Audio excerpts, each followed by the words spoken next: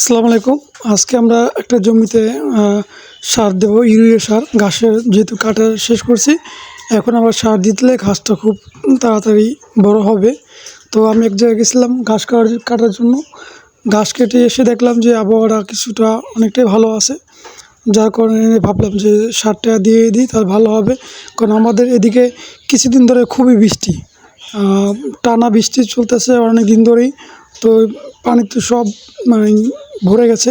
তো বৃষ্টি হলেই আবার এই যে দেখতে পাচ্ছেন যে জমিটা, ঘাসের জমিটা, এই ঘাসের জমিতেও পানি উঠে যাবে। তো ভাবলাম যেহেতু আবহাওয়া ভালোই আছে, তো আমরা সারটা দিয়েই নিই। আমি এখনও ভিজা আছে শরীরে।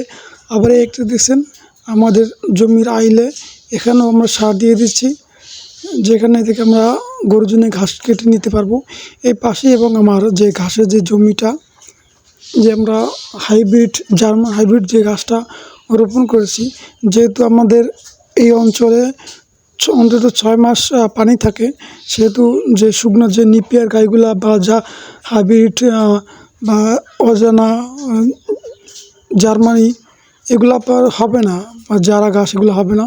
শুধু অজানা ঘাসটা এবং জার্মান হাইব্রিড ঘাসটা এটা হবে। তো সেহেতু আমরা এ জায়গায় আপনার জার্মানিটা লাগাইছি, হাইব্রিডটা। এই পাশেই আমাদের ঘাসের জমি, এই আপনার বাম পাশে এটা। আর এইটা যে আইলটা আছে, এটা অনেকটা বেশ উঁচু।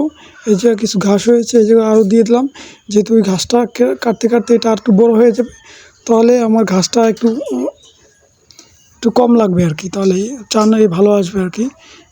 দেখলাম যে এই যে গাছটা কেমন হয়েছে, যেহেতু অনেক পানি, সেহেতু গাছটা ওরকম ভালো হতে পারে নাই, কোর দিতে পারে নাই, মানে ঘাসটা ছড়াইয়া মিলে হতে পারে নাই। যেটা হয়েছে ওটা শুধু বড় হয়ে গেছে।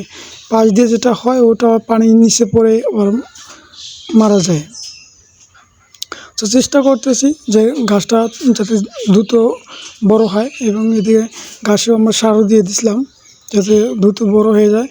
কারণ ঘাসটা বড় হয়ে গেলেই আমাদের খ্যাটটা একটু কম লাগবে, এবং কাঁচা ঘাস গরুকে দিলে আরও খুব ভালো হয়। এই পাশে আমাদের আবার রোয়া আছে, ধানের বীজ। দেখতেছিলাম যে কেমন হয়েছে, মাশাআল্লাহ ভালোই হয়েছে।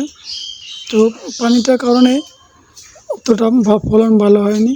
তো আমার এখন মোটামুটি সার দেওয়া শেষ।